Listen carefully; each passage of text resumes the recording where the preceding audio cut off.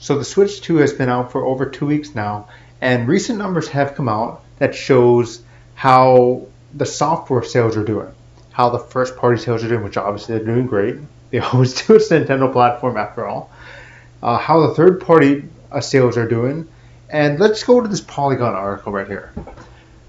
Switch 2's non-Nintendo games are flopping for so many reasons. Outside of Cyberpunk 2077, third-party Switch 2 games are struggling to sell at launch. Let's scroll down right here. As reported by the Game Business, stats for early Nintendo Switch 2 show that adopters in the United States and UK are mostly purchasing consoles for games like Mario Kart World, Legend of Zelda: Tears of the Kingdom. Apparently, most games outside of those developed by Nintendo are selling in very low numbers. The Game Business quotes one anonymous publisher saying that the numbers are coming in below their expected estimates.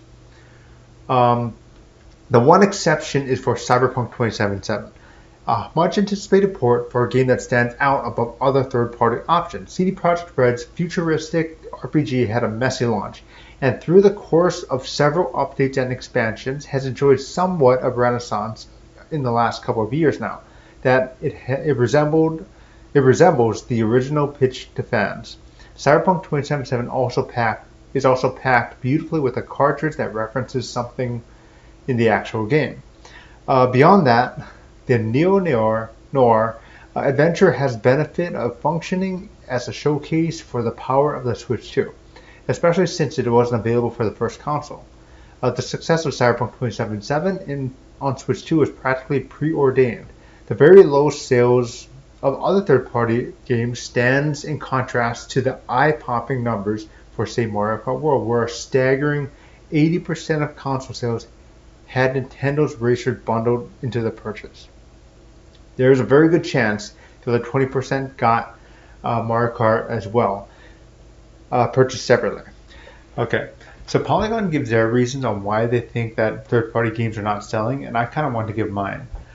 First off, it's no surprise that Mario Kart and Tears of the Kingdom are selling very well. A lot of people buy Nintendo platforms just for the Nintendo games. Some people, it's just an exclusively Nintendo platform. They're going to have Mario Kart, Zelda, Mario, Smash Brothers, and all those other Nintendo games. But a lot of people still like to play the third-party games on the system if it runs well. Sometimes it can be pretty cool to just have a different kind of game on the Nintendo platform, especially if it runs well. In fact, I love the Nintendo Switch platform just because of the concept it is. So I will get some, not all, some third-party games on the Switch. I'll prefer the Switch version. I will be okay and deal with it not being as good as the other versions and maybe not being the ideal way of playing it because I love the Switch concept. Obviously, if it doesn't play well, I ain't getting it for that version. If it has too much compromises, I ain't getting the Switch version. But if it's decent enough, like Doom 2016, I really did like the Switch version just because of that concept. Okay, now, why are third-party games not selling well? There are a few reasons. There was that controversy within the game keys. We all saw that. Game keys. The game is not actually on the cartridge. There's just a game key on the cartridge, and then it downloads the game. It's far better than what they did with the original Switch. If you remember correctly, they just gave a game code in it before. There are some games, like Split Fiction, which has just the game code in, and a lot of people, including myself, think, okay, what's the point of having a physical version if it just has a game code in?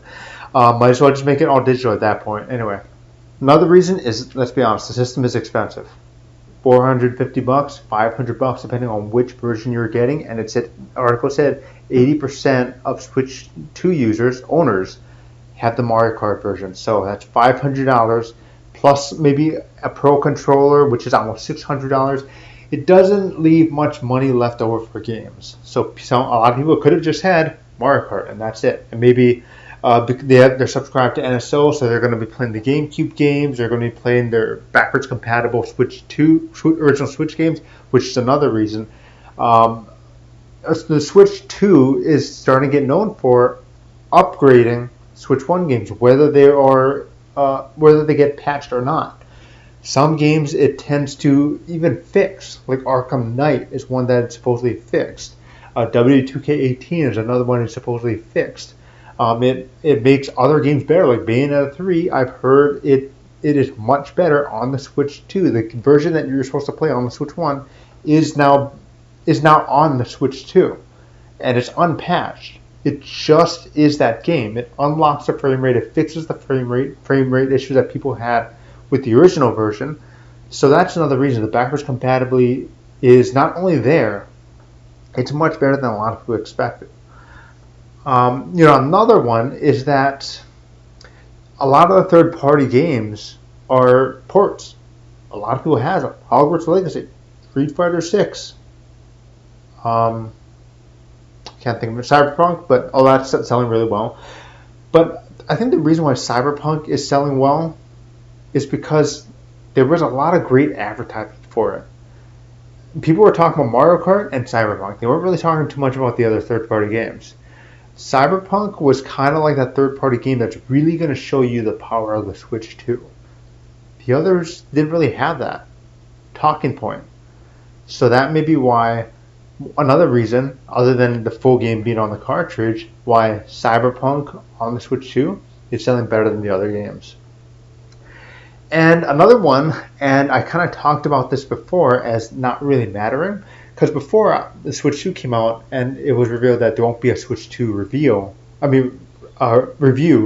before the system launch, and I was like, it's not that big of a deal.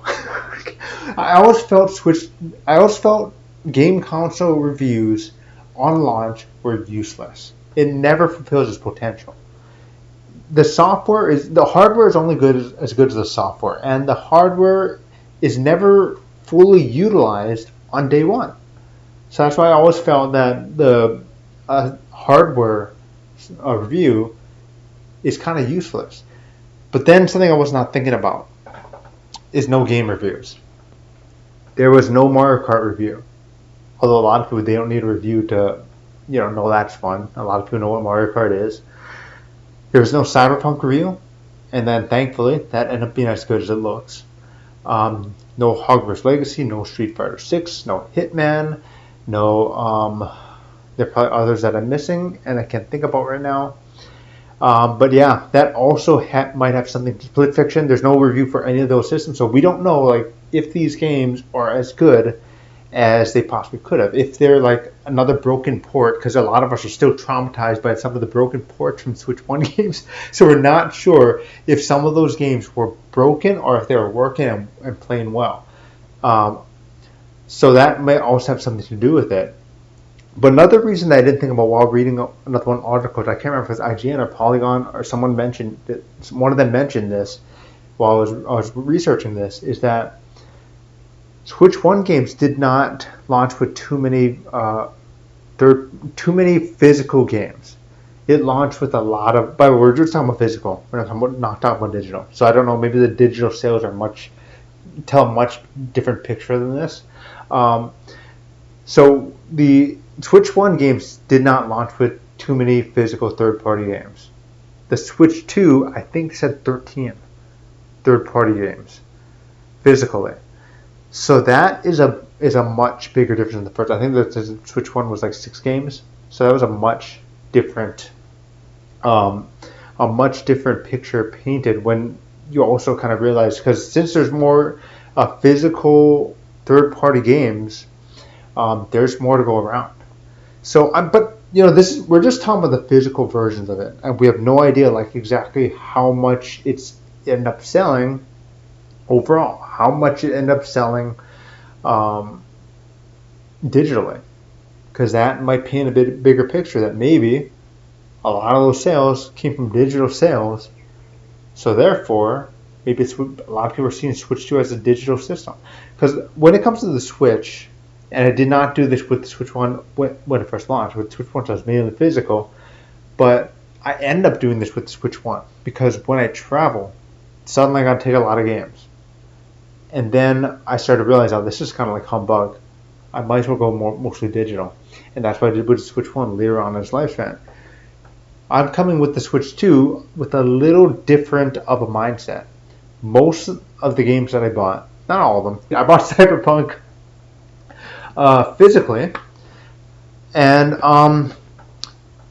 yeah, it's really cool to have this in my hand. But at the same time, I don't want to be lugging a bunch of physical games with me. So most of my Switch 2 games from now on are going to be digital, just because of that. But you know, if the full game is on the cartridge and I see a sale on Amazon, I'm probably going to get it physical. But that's a rare occurrence. I'm sure there are other reasons that I'm not thinking about why third-party games are not selling well on the Switch 2 right now. But yeah, if you have any other ideas, leave in the comments in the comment section below. If you have other opinions regarding this, leave it in the comment section below. I'd love to hear your opinion. I hope you enjoyed this video. Thank you all for watching, everyone. If you like this video, please hit the like button, subscribe, and I'll talk to you next time. Okay? Bye, everybody.